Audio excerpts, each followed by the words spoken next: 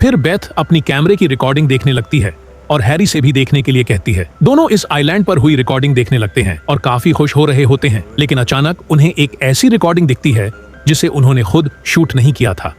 जब वो सो रहे थे तो किसी ने उनकी प्राइवेट वीडियो रिकॉर्ड कर ली थी। बहुत डर जाती है और यहाँ से जाने की बात करने लगती है, लेकिन हैरी उसे समझाता है कि इसमें डरने की कोई बात नहीं है, यह किसी का फ्रैंक भी हो सकता है। फिर आगे देखते हैं कि दोनों इन सब चीजों को नजरअंदाज करके मजाक मस्ती में लग जाते हैं और इस समय को और भी यादगार बनाने की कोशिश करते हैं। इसी दौरान अचानक उन्हें गोली चलने की आवाज सुनाई देती है, तो वो बीच पर जाकर देखते हैं कि समुद्र में बोट लेकर 2 लोग हैं जो फायरिंग करके बड़ी बड़ी मछलियां पकड़ रहे हैं। उन्हें देखकर वह समझते हैं कि यह आइलैंड पूरी तरह सुनसान नहीं है। अब अगले सीन में हम रात का समय देखते हैं जहां में वो टेंट में थे। तभी उन्हें किसी के चिल्लाने की आवाज सुनाई देती है और यह आवाज उसी घर की तरफ से आ रही थी। बेथ को टेंट में रुकने के लिए कहकर हैरी उस घर की ओर जाता है।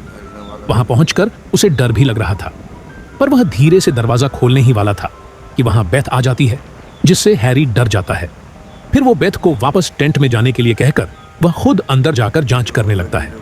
वहां उसे एक डायरी मिलती है जिसमें बहुत सारे पेजेस थे। वह कुछ पढ़ ही पाता कि तभी बेथ के बुलाने पर वो बाहर आ जाता है। वह देखते हैं कि उस लड़की की कब्र पर जो लकड़ी का क्रॉस पहले गिरा हुआ था, अब वो सीधा हो गया है। सोचते हैं कि शायद उन 2 बोट वालों ने ऐसा किया होगा। इसके बाद वो वापस टेंट में आकर बाहर ही सो जाते हैं। लेकिन अगली सुबह वो जागते ही देखते हैं कि किसी ने बहुत सारे सी कुकुम्बर वहां टांग दिए थे, जो दिखने में बहुत ही अजीब लग रहे थे। हैरी भी यह देखता है और समझ जाता है कि यह किसी का फ्रैंक नहीं हो सकता। अब वो भी यहाँ से जाने के लिए तैयार हो जाता है, लेकिन अब उनके बैग से सैटेलाइट फोन गायब था। बेथ कहती है, सैटेलाइट फोन नहीं मिल रहा है, अब हम क्या करेंगे? इसके बाद वो उन 2 आदमियों को ढूंढकर उनके पास जाते हैं और फोन के बारे में पूछने लगते हैं, पर वो उनकी भाषा नहीं समझते, तो हैरी उन पर चिल्लाने लगता है। इससे वो दोनों गुस्सा होकर हैरी से हाथापाई करने लगते हैं और बेथ से भी बदतमीजी करते हैं। इसके बाद हैरी और बेथ वहां से चले आते हैं। फिर जब वो दोनों आदमी वहां से निकलते हैं तो बेथ और हैरी जाकर उनके बैग में फोन ढूंढने लगते हैं, लेकिन उन्हें फोन नहीं मिलता। इसके बाद हैरी अकेले तैरकर काफी मुश्किल के बाद उनकी बोट तक पहुंच जाता है और बोट के रेडियो से जैक्सन से कांटेक्ट करने की कोशिश करता है, लेकिन रेडियो सिग्नल खराब होने की वजह से कांटेक्ट नहीं हो पाता। तभी अचानक एक आदमी आकर उसे मारकर बेहोश कर देता है। फिर उसे बेहोशी की हालत में बीच पर लेकर आने लगता है। आगे रात का समय दिखाया जाता है जहां उन दोनों ने बेथ और हैरी को पेड़ से बांध दिया होता है। फिर एक आदमी बेथ के पास आकर उसके साथ बदतमीजी करना शुरू कर देता है। इसी दौरान दूसरे आदमी को जंगल से कुछ आवाज सुनाई देती है, तो वो दोनों उसे चेक करने चले जाते हैं और इसी मौके से हैरी किसी तरह खुद को छुड़ा लेता है और फिर बेथ को भी फ्री कर देता है। लेकिन तभी फायरिंग और उन दोनों आदमियों की आवाजें सुनाई देने लगती है। तभी बेथ और हैरी देखते हैं कि उनमें से एक आदमी घायल हो गया है और वो डर के मारे बोट लेकर वहां से भाग निकलते हैं। अगली सुबह बेथ जागती है और उस घायल आदमी के खून का पीछा करते हुए उस घर तक पहुंच जाती है। फिर वहां पड़ी उस डायरी को लेकर वो पढ़ने लगती है। तभी वहां हैरी भी आ जाता है। बेथ उसे बताती है कि इस किताब में कल रात उन दोनों आदमियों के साथ जो भी हुआ वो सब कुछ लिखा हुआ है। इसमें यह भी लिखा है कि सालों पहले कोरल नाम की एक लड़की यहाँ आकर किसी वजह से फंस गई थी, लेकिन 7 लोगों ने उसे अकेला पाकर उसका शोषण किया, लेकिन वह लड़की मरने के बाद एक बुरी आत्मा बनकर लौट आई। अब जो भी इस आइलैंड पर आता है तो वह उसे जिंदा वापस नहीं जाने देता।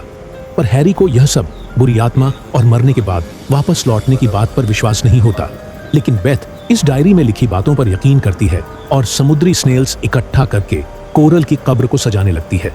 तभी उसे घर से किसी के रोने की आवाज सुनाई देती है, तो वह चेक करने के लिए अंदर जाने लगती है। अब रात में बेथ हैरी से कहती है कि वहां सच में कोरल की आत्मा मौजूद है, पर हैरी अभी भी यकीन नहीं कर पा रहा था। वह कहता है कि अगर कोरल की आत्मा इस आइलैंड पर आने वाले इनोसेंट लोगों को मार डालती है तो मैं और तुम अभी तक कैसे जिंदा हैं? लेकिन बीच रात में हैरी एक सपना देखकर अचानक उठ जाता है। तभी बेथ भी जाग जाती है। फिर दोनों टॉर्च लेकर टेंट के बाहर देखते हैं तो वहां पर 2 और नई कब्रें बनी हुई थीं, जो देखकर वह बहुत ही ज्यादा डर जाते हैं। अगली सुबह वो बीच पर बैठे हुए थे।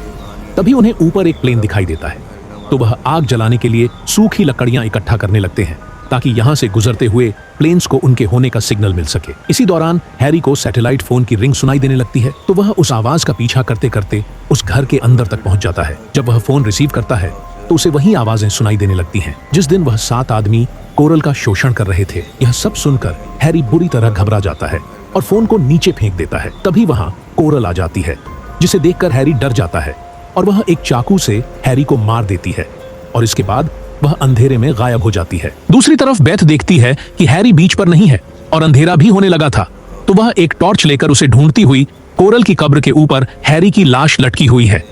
यह देखकर बेथ वहीं पर बेहोश होकर गिर जाती है। अगली सुबह होश आने पर वह देखती है कि हैरी की लाश वहां नहीं है। वह भागते हुए बीच पर आती है और माचिस लेकर इकट्ठी लकड़ियों पर आग लगाने लगती है। तभी उसे कोरल समुद्र के ऊपर खड़ी हुई दिखाई देती है, तो बेथ उसकी तरफ भागती हुई जाने लगती है और चिल्लाकर पूछती है कि तुम्हें आखिर क्या चाहिए। लेकिन तभी उसका पैर एक स्टोन फिश पर पड़ जाता है, जिससे दर्द की वजह से वह चिल्लाने लगती है, पर वह किसी तरह वापस बीच पर आती है और नीचे गिर जाती है। वह जानती थी कि स्टोन फिश के कांटे चुभने से अब वह आधे घंटे में मर जाएगी। तभी उसे हैरी के साथ बिताए सभी खूबसूरत पल याद आने लगते हैं। फिर अगले सीन में हम देखते हैं 10 दिन पूरे हो चुके हैं और अब जैक्सन वहां बेथ और हैरी को लेने आता है। लेकिन जब वह बीच पर पहुंचता है तो उसे टेंट के पास 2 कब्रें दिखाई देती हैं, लेकिन वह फिर भी उन दोनों को ढूंढते ढूंढते उसी घर तक पहुंच जाता है जहां उसे वही डायरी मिलती है।